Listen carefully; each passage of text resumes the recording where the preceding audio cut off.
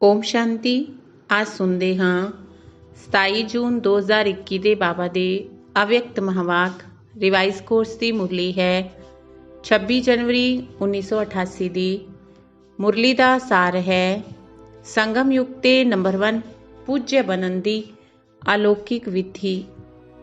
ਸੰਗਮ ਯੁਗ ਤੇ ਨੰਬਰ 1 ਪੂਜਯ ਬਣਨ ਦੀ ਅਲੌਕਿਕ ਵਿਧੀ। ਅੱਜ ਅਨਾਦਿ ਬਾਪ ਤੇ ਆਦਿ ਬਾਪ ਅਨਾਦਿ ਸਾਲੀਗ੍ਰਾਮ ਬੱਚਿਆਂ ਨੂੰ ਤੇ ਆਦਿ ਬ੍ਰਾਹਮਣ ਬੱਚਿਆਂ ਨੂੰ ਡਬਲ ਰੂਪ ਨਾਲ ਵੇਖ ਰਹੇ ਨੇ। ਸਾਲੀਗ੍ਰਾਮ ਰੂਪ ਵਿੱਚ ਵੀ ਪਰਮ ਪੂਜਯ ਹੋ ਤੇ ਬ੍ਰਾਹਮਣ ਸੋ ਦੇਵਤਾ ਸਰੂਪ ਵੀ ਗਾਇਨ ਤੇ ਪੂਜਨ ਯੋਗ ਹੋ। ਦੋਵੋਂ ਆਦਿ ਤੇ ਅਨਾਦਿ ਦੋਵਾਂ ਰੂਪਾਂ ਨਾਲ ਪੂਜਯ ਆਤਮਾਵਾਂ ਨੂੰ ਵੇਖ ਹਰਸ਼ਿਤ ਹੋ ਰਹੇ ਨੇ। ਅਨਾਦਿ ਬਾਪ ਦੇ ਆਦਿ ਪਿਤਾ ਸਹਿਤ ਮਤਲਬ ਬ੍ਰਹਮਾ ਬਾਪ ਤੇ ਬ੍ਰਾਹਮਣ ਬੱਚਿਆਂ ਨੂੰ ਆਪਣੇ ਤੋਂ ਵੀ ਜ਼ਿਆਦਾ ਡਬਲ ਪੂਜਯ ਰੂਪ ਵਿੱਚ ਪੂਜਯ ਬਣਾਇਆ। ਅਨਾਦਿ ਬਾਪ ਦੀ ਪੂਜਾ ਇੱਕ ਨਿਰਾਕਾਰ ਰੂਪ ਵਿੱਚ ਹੁੰਦੀ ਹੈ ਤੇ ਬ੍ਰਹਮਾ ਸਹਿਤ ਬ੍ਰਾਹਮਣ ਬੱਚਿਆਂ ਦੀ ਪੂਜਾ ਨਿਰਾਕਾਰ ਸਾਕਾਰ ਦੋਨਾਂ ਰੂਪਾਂ ਵਿੱਚ ਹੁੰਦੀ ਹੈ। ਤਾਂ ਬਾਪ ਬੱਚਿਆਂ ਨੂੰ ਆਪਣੇ ਤੋਂ ਵੀ ਜ਼ਿਆਦਾ ਡਬਲ ਰੂਪ ਨਾਲ ਮਹਾਨ ਮੰਨਦੇ ਨੇ। ਖੁਦ ਬਾਪ ਦਾਦਾ ਬੱਚਿਆਂ ਦੀ ਵਿਸ਼ੇਸ਼ਤਾ ਨੂੰ ਵੇਖ ਰਹੇ ਨੇ। ਹਰ ਇੱਕ ਬੱਚੇ ਦੀ ਵਿਸ਼ੇਸ਼ਤਾ ਆਪਣੀ ਆਪਣੀ ਹੈ। ਕੋਈ ਬਾਪ ਦੀ ਤੇ ਸਰਵ ਬ੍ਰਾਹਮਣ ਆਤਮਾਵਾਂ ਦੀ ਵਿਸ਼ੇਸ਼ਤਾਵਾਂ ਨੂੰ ਜਾਣ, ਖੁਦ ਵਿੱਚ ਸਰਵ ਵਿਸ਼ੇਸ਼ਤਾਵਾਂ ਧਾਰਨ ਕਰ ਸ੍ਰੇਸ਼ਟ ਮਤਲਬ ਵਿਸ਼ੇਸ਼ ਆਤਮਾ ਬਣ ਗਏ। ਹੋਰ ਕੋਈ ਵਿਸ਼ੇਸ਼ਤਾਵਾਂ ਨੂੰ ਜਾਣ ਵੇਖ ਖੁਸ਼ ਹੁੰਦੇ ਨੇ, ਪਰ ਆਪਣੇ ਵਿੱਚ ਸਰਵ ਵਿਸ਼ੇਸ਼ਤਾਵਾਂ ਧਾਰਨ ਕਰਨ ਦੀ ਹਿੰਮਤ ਨਹੀਂ ਹੈ। ਤੇ ਕੋਈ ਹਰ ਆਤਮਾ ਵਿੱਚ ਜਾਂ ਬ੍ਰਾਹਮਣ ਪਰਿਵਾਰ ਵਿੱਚ ਵਿਸ਼ੇਸ਼ਤਾ ਹੁੰਦੇ ਵੀ ਵਿਸ਼ੇਸ਼ਤਾ ਦੇ ਮਹੱਤਵ ਨਾਲ ਨਹੀਂ ਵੇਖਦੇ। ਇੱਕ ਦੋ ਨੂੰ ਸਾਧਾਰਨ ਰੂਪ ਨਾਲ ਵੇਖਦੇ ਨੇ। ਵਿਸ਼ੇਸ਼ਤਾ ਵੇਖਣ ਤੇ ਜਾਣਨ ਦਾ ਅਭਿਆਸ ਨਹੀਂ ਹੈ ਤੇ ਗੁਣ ਗ੍ਰਾਹਕ ਬੁੱਧੀ ਮਤਲਬ ਗੁਣ ਗ੍ਰਹਿਣ ਕਰਨ ਦੀ ਬੁੱਧੀ ਨਾ ਹੋਣ ਦੇ ਕਾਰਨ ਵਿਸ਼ੇਸ਼ਤਾ ਮਤਲਬ ਗੁਣ ਨੂੰ ਜਾਣ ਨਹੀਂ ਸਕਦੇ। ਹਰ ਇੱਕ ਬ੍ਰਾਹਮਣ ਆਤਮਾ ਵਿੱਚ ਕੋਈ ਨਾ ਕੋਈ ਵਿਸ਼ੇਸ਼ਤਾ ਜ਼ਰੂਰ ਭਰੀ ਹੋਈ ਹੈ। ਭਾਵੇਂ 16,000 ਦਾ ਲਾਸਟ ਦਾਣਾ ਵੀ ਹੋਵੇ, ਉਸ ਵਿੱਚ ਵੀ ਕੋਈ ਨਾ ਕੋਈ ਵਿਸ਼ੇਸ਼ਤਾ ਹੈ। ਇਸ ਲਈ ਬਾਪ ਦੀ ਨਜ਼ਰ ਉਸ ਆਤਮਾ ਤੇ ਪੈਂਦੀ ਹੈ। ਭਗਵਾਨ ਦੀ ਨਜ਼ਰ ਪੈ ਜਾਵੇ ਜਾਂ ਭਗਵਾਨ ਆਪਣਾ ਬਣਾਉਣ ਤਾਂ ਜ਼ਰੂਰ ਵਿਸ਼ੇਸ਼ਤਾ ਸਮਾਈ ਹੋਈ ਹੈ। ਇਸ ਲਈ ਉਹ ਬ੍ਰਾਹਮਣ ਆਤਮਾ ਦੀ ਲਿਸਟ ਵਿੱਚ ਆਈ ਹੈ, ਪਰ ਹਮੇਸ਼ਾ ਹਰ ਇੱਕ ਦੀ ਵਿਸ਼ੇਸ਼ਤਾ ਨੂੰ ਵੇਖਣ ਤੇ ਜਾਣਨ ਵਿੱਚ ਨੰਬਰਵਾਰ ਬਣ ਜਾਂਦੇ ਨੇ। ਬਾਪ ਦਾਦਾ ਜਾਣਦੇ ਨੇ ਕਿਵੇਂ ਵੀ ਭਾਵੇਂ ਗਿਆਨ ਦੀ ਧਾਰਨਾ ਸੇਵਾ ਵਿੱਚ ਯਾਦ ਵਿੱਚ ਕਮਜ਼ੋਰ ਨੇ, ਪਰ ਬਾਪ ਨੂੰ ਜਾਣਨ ਬਾਪ ਦੇ ਬਣਨ ਦੀ ਵਿਸ਼ਾਲ ਬੁੱਧੀ ਬਾਪ ਨੂੰ ਵੇਖਣ ਦੀ ਦਿਵਯ ਨਜ਼ਰ ਇਹ ਵਿਸ਼ੇਸ਼ਤਾ ਤਾਂ ਹੈ ਨਾ, ਜੋ ਅੱਜ ਕੱਲ੍ਹ ਦੇ ਨਾਮੀ ਗ੍ਰਾਮੀ ਵਿਦਵਾਨ ਵੀ ਨਹੀਂ ਜਾਣ ਸਕਦੇ ਪਛਾਣ ਸਕੇ, ਪਰ ਉਹਨਾਂ ਆਤਮਾਵਾਂ ਨੇ ਜਾਣ ਲਿੱਤਾ। ਕੋਟਾ ਵਿੱਚ ਕੋਈ ਵਿੱਚ ਵੀ ਕੋਈ ਇਸ ਲਿਸਟ ਵਿੱਚ ਆ ਗਏ ਨਾ। ਇਸ ਲਈ ਕੋਟਾ ਵਿੱਚੋਂ ਵਿਸ਼ੇਸ਼ ਆਤਮਾ ਹੋ ਗਏ। ਵਿਸ਼ੇਸ਼ ਕਿਉਂ ਬਣੇ? ਕਿਉਂਕਿ ਉੱਚੇ ਤੇ ਉੱਚੇ ਬਾਪ ਦੇ ਬਣ ਗਏ। ਸਾਰੀ ਆਤਮਾਵਾਂ ਵਿੱਚੋਂ ਬ੍ਰਾਹਮਣ ਆਤਮਾਵਾਂ ਵਿਸ਼ੇਸ਼ ਨੇ। ਸਿਰਫ ਕੋਈ ਆਪਣੀ ਵਿਸ਼ੇਸ਼ਤਾ ਨੂੰ ਕੰਮ ਵਿੱਚ ਲਗਾਉਂਦੇ ਨੇ। ਇਸ ਲਈ ਉਹ ਵਿਸ਼ੇਸ਼ਤਾ ਵ੍ਰਿੱਧੀ ਨੂੰ ਪ੍ਰਾਪਤ ਹੁੰਦੀ ਰਹਿੰਦੀ ਹੈ। ਦੂਜਿਆਂ ਨੂੰ ਵੀ ਉਹੀ ਵਿਸ਼ੇਸ਼ਤਾ ਦਿਖਾਈ ਦਿੰਦੀ ਹੈ। ਹੋਰ ਕਿਸੇ ਵਿੱਚ ਵਿਸ਼ੇਸ਼ਤਾ ਰੂਪੀ ਬੀਜ ਤਾਂ ਹੈ, ਪਰ ਕੰਮ ਵਿੱਚ ਲਾਣਾ ਇਹ ਹੈ ਬੀਜ ਨੂੰ ਧਰਨੀ ਵਿੱਚ ਪਾਣਾ। ਜਦੋਂ ਤੱਕ ਬੀਜ ਨੂੰ ਧਰਨੀ ਵਿੱਚ ਨਹੀਂ ਪਾਓਗੇ ਤਾਂ ਵ੍ਰਿਕਸ਼ ਪੈਦਾ ਨਹੀਂ ਹੁੰਦਾ, ਵਿਸਤਾਰ ਨੂੰ ਪ੍ਰਾਪਤ ਨਹੀਂ ਕਰ ਪਾਉਂਦੇ। ਹੋਰ ਕਈ ਬੱਚੇ ਵਿਸ਼ੇਸ਼ਤਾ ਦੇ ਬੀਜ ਨੂੰ ਵਿਸਤਾਰ ਵਿੱਚ ਲਿਆਂਦੇ, ਮਤਲਬ ਵ੍ਰਿਕਸ਼ ਦੇ ਰੂਪ ਵਿੱਚ ਵ੍ਰਿੱਧੀ ਨੂੰ ਪ੍ਰਾਪਤ ਕਰਦੇ, ਫਲ ਨੂੰ ਵੀ ਪ੍ਰਾਪਤ ਕਰਦੇ। ਪਰ ਜਦ ਫਲ ਆਉਂਦਾ ਹੈ, ਫਲ ਦੇ ਪਿੱਛੇ ਚਿੜੀਆਵਾਂ ਪੰਛੀ ਵੀ ਆ ਜਾਂਦੇ ਖਾਣ ਦੇ ਲਈ। ਤਾਂ ਜਦ ਫਲ ਤੱਕ ਪਹੁੰਚਦੇ ਇਸ ਰੂਪ ਵਿੱਚ ਮਾਇਆ ਆਉਂਦੀ ਹੈ। ਮੈਂ ਵਿਸ਼ੇਸ਼ ਹਾਂ, ਮੇਰੀ ਇਹ ਵਿਸ਼ੇਸ਼ਤਾ ਹੈ। ਇਹ ਨਹੀਂ ਸਮਝਦੇ ਕਿ ਇਹ ਬਾਪ ਦੁਆਰਾ ਪ੍ਰਾਪਤ ਹੋਈ ਵਿਸ਼ੇਸ਼ਤਾ ਹੈ। ਵਿਸ਼ੇਸ਼ਤਾ ਭਰਨ ਵਾਲਾ ਇੱਕ ਬਾਪ ਹੈ। ਜਦ ਬ੍ਰਾਹਮਣ ਬਣੇ ਵਿਸ਼ੇਸ਼ਤਾ ਆਈ। ਬ੍ਰਾਹਮਣ ਜੀਵਨ ਦੀ ਦੇਣ ਹੈ, ਬਾਪ ਦੀ ਦੇਣ ਹੈ। ਇਸ ਲਈ ਫਲ ਦੇ ਬਾਅਦ ਮਤਲਬ ਸੇਵਾ ਵਿੱਚ ਸਫਲਤਾ ਦੇ ਬਾਅਦ ਇਹ ਅਟੈਂਸ਼ਨ ਰੱਖਣਾ ਵੀ ਜ਼ਰੂਰ ਹੈ। ਨਹੀਂ ਤਾਂ ਮਾਇਆ ਰੂਪੀ ਚਿੜੀਆ ਪੰਛੀ ਫਲ ਨੂੰ ਝੂਠਾ ਕਰ ਦਿੰਦੇ ਨੇ, ਥੱਲੇ ਸੱਟ ਦਿੰਦੇ ਨੇ।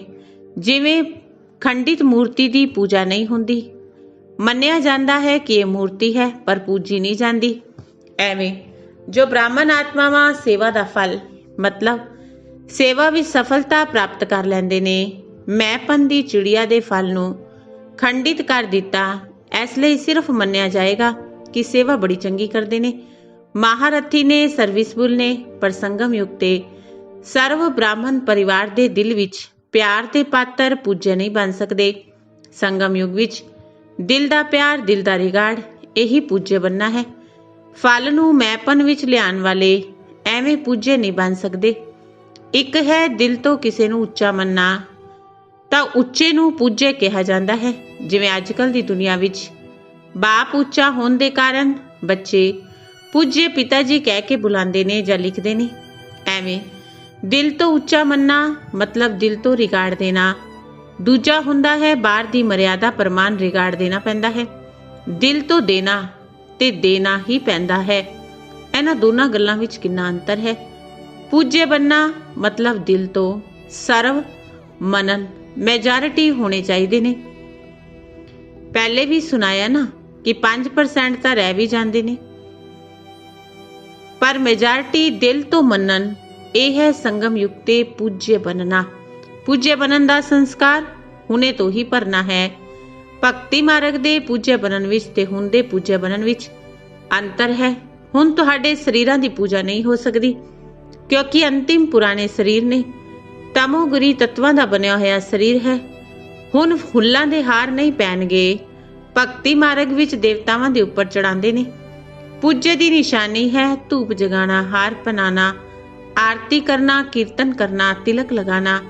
ਸੰਗਮ ਯੁਗ ਤੇ ਸਥੂਲ ਵਿਧੀ ਨਹੀਂ ਹੈ, ਪਰ ਸੰਗਮ ਯੁਗ ਵਿੱਚ ਹਮੇਸ਼ਾ ਦਿਲ ਤੋਂ ਉਹਨਾਂ ਪੂਜੇ ਆਤਮਾਵਾਂ ਦੇ ਪ੍ਰਤੀ ਸੱਚੇ ਪਿਆਰ ਦੀ ਆਰਤੀ ਉਤਾਰਦੇ ਰਹਿੰਦੇ ਨੇ। ਆਤਮਾਵਾਂ ਦੁਆਰਾ ਹਮੇਸ਼ਾ ਕੋਈ ਨਾ ਕੋਈ ਪ੍ਰਾਪਤੀ ਦਾ ਕੀਰਤਨ ਕਰਦੇ ਰਹਿੰਦੇ ਨੇ। ਹਮੇਸ਼ਾ ਉਹਨਾਂ ਆਤਮਾਵਾਂ ਦੇ ਪ੍ਰਤੀ ਸ਼ੁਭ ਭਾਵਨਾ ਦੀ ਧੂਪ ਦੀਪਕ ਜਗਾਉਂਦੇ ਰਹਿੰਦੇ ਨੇ।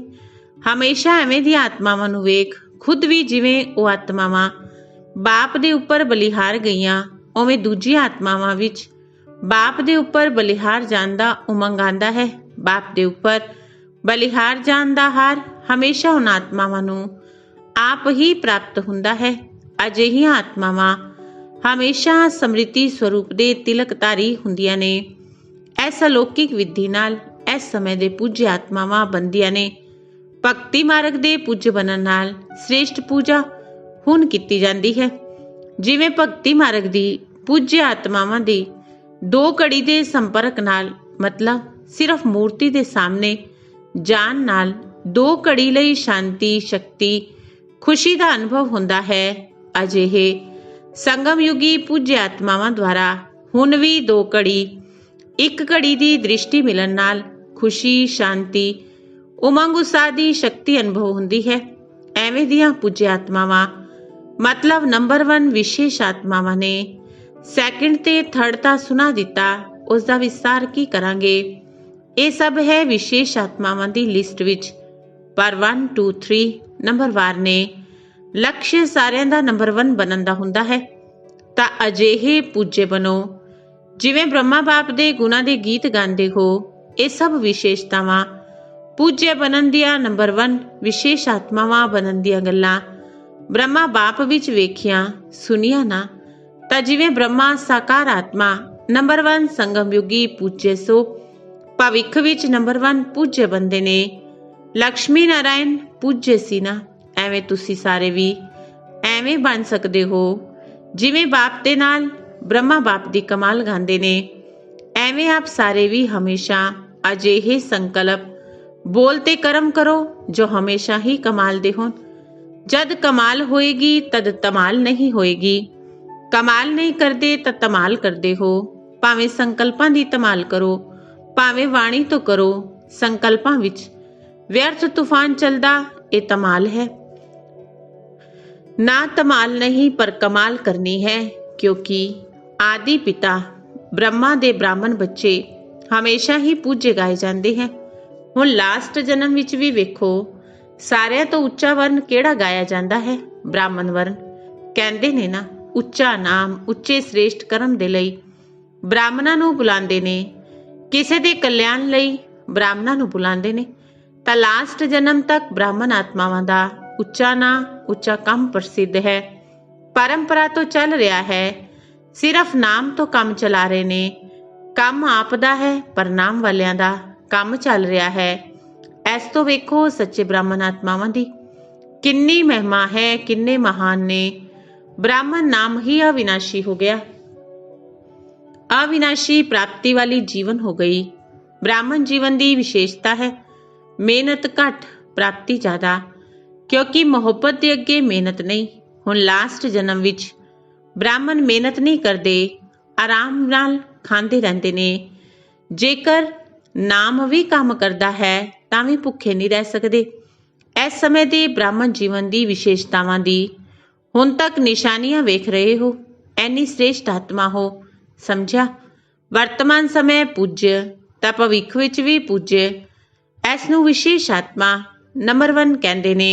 ਤਾਂ ਚੈੱਕ ਕਰੋ, ਬ੍ਰਹਮਾ ਬਾਪ ਦੀ ਕਹਾਣੀ ਸੁਣਾ ਰਹੇ ਨੇ, ਹੁਣ ਹੋਰ ਵੀ ਰਹੀ ਹੋਈ ਹੈ। ਇਹ ਬ੍ਰਹਮਾ ਬਾਪ ਦੀ ਵਿਸ਼ੇਸ਼ਤਾ ਹਮੇਸ਼ਾ ਸਾਹਮਣੇ ਰੱਖੋ। ਹੋਰ ਕਿਸੇ ਗੱਲਾਂ ਵਿੱਚ ਨਹੀਂ ਜਾਓ, ਪਰ ਵਿਸ਼ੇਸ਼ਤਾ ਨੂੰ ਵੇਖੋ, ਵਰਣਨ ਕਰੋ। ਹਰ ਇੱਕ ਨੂੰ ਵਿਸ਼ੇਸ਼ਤਾ ਦਾ ਮਹੱਤਵ ਸੁਣਾ ਕੇ ਵਿਸ਼ੇਸ਼ ਬਣਾਓ। ਦੂਜਿਆਂ ਨੂੰ ਬਣਾਉਣਾ ਮਤਲਬ ਆਪ ਵਿਸ਼ੇਸ਼ ਬਣਨਾ, ਸਮਝਿਆ।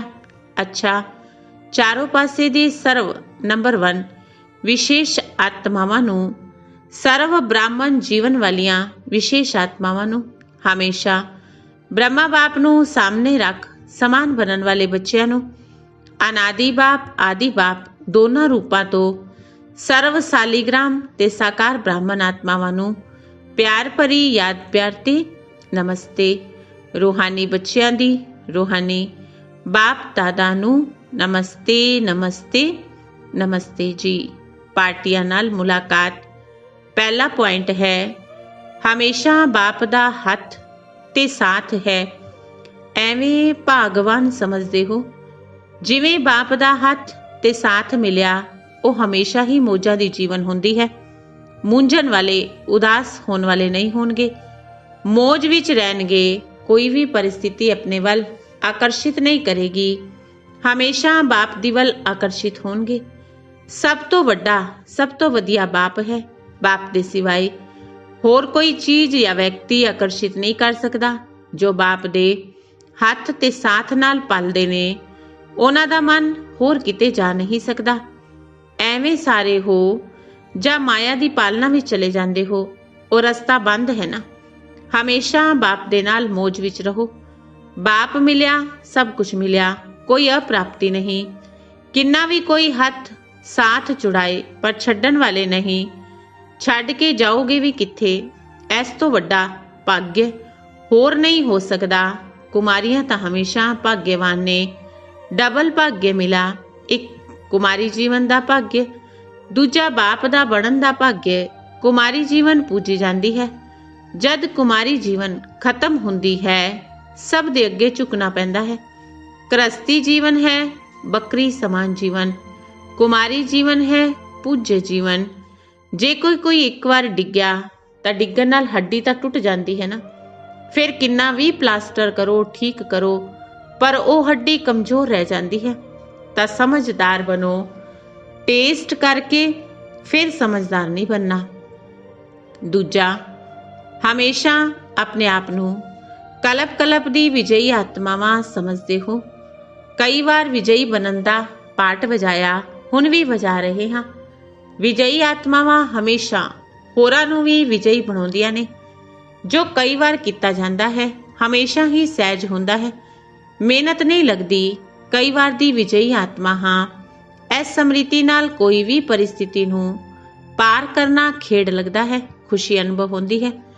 ਵਿਜਈ ਆਤਮਾਵਾਂ ਨੂੰ ਵਿਜੇ ਅਧਿਕਾਰ ਵਿੱਚ ਅਨੁਭਵ ਹੁੰਦੀ ਹੈ।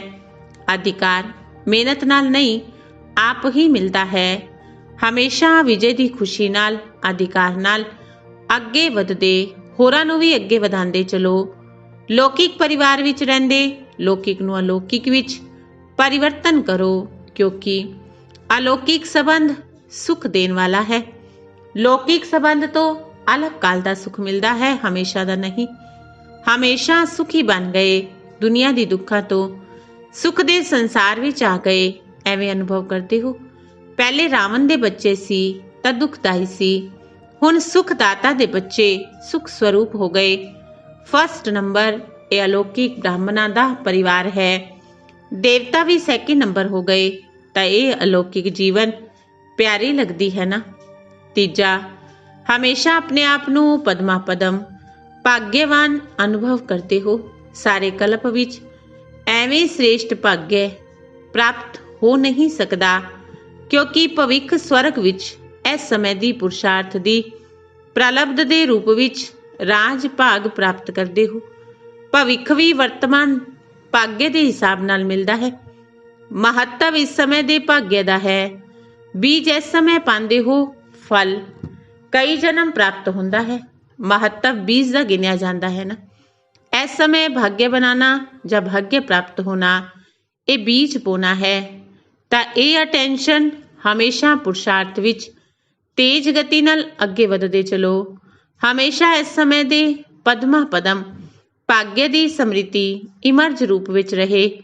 ਕਰਮ ਕਰਦੇ ਯਾਦ ਰਹੇ, ਕਰਮ ਵਿੱਚ ਆਪਣਾ ਸ੍ਰੇਸ਼ਟ ਭਾਗਯ ਭੁੱਲੋ ਨਹੀਂ। ਸਮ੍ਰਿਤੀ ਸਵਰੂਪ ਰਹੋ, ਇਸ ਨੂੰ ਕਹਿੰਦੇ ਨੇ ਪਦਮਾ ਪਦਮ ਭਾਗਯਵਾਨ। ਇਸ ਸਮ੍ਰਿਤੀ ਦੇ ਵਰਦਾਨ ਨੂੰ ਸਦਾ ਨਾਲ ਰੱਖਣਾ ਤਾਂ ਸਹਿਜ ਹੀ ਅੱਗੇ ਵਧਦੇ ਰਹੋਗੇ, ਮਿਹਨਤ ਤੋਂ ਛੁੱਟ ਜਾਓਗੇ। ਅੱਛਾ, ਪ੍ਰਸ਼ਨ ਹੈ, ਲੌਕਿਕ ਸੰਬੰਧ ਵਿੱਚ ਬੁੱਧੀ ਯਥਾਰਥ ਫੈਸਲਾ ਦਿੰਦੀ ਰਹੇ, ਉਸ ਦੀ ਵਿਧੀ ਕੀ ਹੈ? ਉੱਤਰ, ਕੋਈ ਵੀ ਲੌਕਿਕ ਗੱਲਾਂ ਨੂੰ ਸੋਚ ਕੇ ਫੈਸਲਾ ਨਹੀਂ ਕਰਨਾ। ਅਲੌਕਿਕ ਸ਼ਕਤੀਸ਼ਾਲੀ ਸਥਿਤੀ ਵਿੱਚ ਰਹਿ ਕੇ ਫੈਸਲਾ ਕਰੋ। ਕੋਈ ਵੀ ਪਿਛਲੀਆਂ ਗੱਲਾਂ ਸਮ੍ਰਿਤੀ ਵਿੱਚ ਰੱਖਣ ਨਾਲ ਬੁੱਧੀ ਉਸ ਵੱਲ ਚਲੀ ਜਾਂਦੀ ਹੈ, ਫਿਰ ਪਿਛਲੇ ਸੰਸਕਾਰ ਵੀ ਪ੍ਰਗਟ ਹੁੰਦੇ ਨੇ। ਇਸ ਲਈ ਮੁਸ਼ਕਿਲ ਹੁੰਦਾ ਹੈ। ਬਿਲਕੁਲ ਹੀ ਲੌਕਿਕ ਵ੍ਰਿੱਤੀ ਭੁੱਲ ਆਤਮਾ ਸਮਝ ਫਿਰ ਫੈਸਲਾ ਕਰੋ ਤਾਂ ਯਥਾਰਥ ਫੈਸਲਾ ਹੋਵੇਗਾ। ਇਸ ਨੂੰ ਕਹਿੰਦੇ ਨੇ ਵਿਕਰਮਾ ਜੀਤ ਦਾ ਤਖਤ। ਅਲੌਕਿਕ ਆਤਮਿਕ ਸਥਿਤੀ ਹੀ ਵਿਕਰਮਾ ਜੀਤ ਸਥਿਤੀ ਦਾ ਤਖਤ ਹੈ। ਇਸ ਤਖਤ ਤੇ ਬੈਠ ਫੈਸਲਾ ਕਰੋ ਤਾਂ ਸਹੀ ਹੋਵੇਗਾ। ਅੱਛਾ, ਵਰਦਾਨ ਹੈ, ਸਾਖੀ ਤੇ ਸਾਖੀਪਨ ਦੀ ਸਮ੍ਰਿਤੀ ਦੁਆਰਾ, ਸਾਥੀ ਤੇ ਸਾਖੀਪਨ ਦੀ ਸਮ੍ਰਿਤੀ ਦੁਆਰਾ ਸਭ ਬੰਧਨਾਂ ਤੋਂ ਮੁਕਤ ਹੋਣ ਵਾਲੇ ਸਰਵ ਸ਼ਕਤੀ ਸੰਪੰਨ ਭਵ। ਸਾਥੀ ਤੇ ਸਾਖੀਪਨ ਦੀ ਸਮ੍ਰਿਤੀ ਦੁਆਰਾ ਸਭ ਬੰਧਨਾਂ ਤੋਂ ਮੁਕਤ ਹੋਣ ਵਾਲੇ ਸਰਵ ਸ਼ਕਤੀ ਸੰਪੰਨ ਭਵ। ਸਰਵ ਸ਼ਕਤੀਆਂ ਤੋਂ ਸੰਪੰਨ ਬਣ ਅਧੀਨਤਾ ਤੋਂ ਪਰੇ ਹੋਣ ਦੇ ਲਈ ਦੋ ਸ਼ਬਦ ਹਮੇਸ਼ਾ ਯਾਦ ਰਹਿਣ, ਇੱਕ ਸਾਖੀ, ਦੂਜਾ ਸਾਥੀ। ਇਸ ਤੋਂ ਬੰਧਨ ਮੁਕਤ ਅਵਸਥਾ ਜਲਦੀ ਬਣ ਜਾਏਗੀ। ਸਰਵ ਸ਼ਕਤੀਵਾਨ ਬਾਪ ਦਾ ਸਾਥ ਹੈ ਤਾਂ ਸਰਵ ਸ਼ਕਤੀਆਂ ਆਪੇ ਹੀ ਪ੍ਰਾਪਤ ਹੋ ਜਾਂਦੀਆਂ ਨੇ। ਸਾਖੀ ਬਣ ਕੇ ਚੱਲਣ ਨਾਲ ਕੋਈ ਵੀ ਬੰਧਨ ਵਿੱਚ ਫਸੋਗੇ ਨਹੀਂ। ਨਿਮਿਤ ਮਾਤਰ ਇਸ ਸਰੀਰ ਵਿੱਚ ਰਹਿ ਕੇ ਕਰਤਵ ਕੀਤਾ ਤੇ ਸਾਖੀ ਹੋ ਗਏ।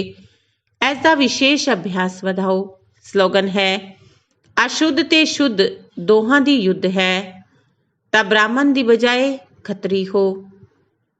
ਅਸ਼ੁੱਧ ਤੇ ਸ਼ੁੱਧ ਦੋਹਾਂ ਦੀ ਜੇਕਰ ਯੁੱਧ ਹੈ ਤਾਂ ਬ੍ਰਾਹਮਣ ਦੀ ਬਜਾਏ ਖੱਤਰੀ ਹੋ। ਅੱਛਾ, ਓਮ ਸ਼ਾਂਤੀ।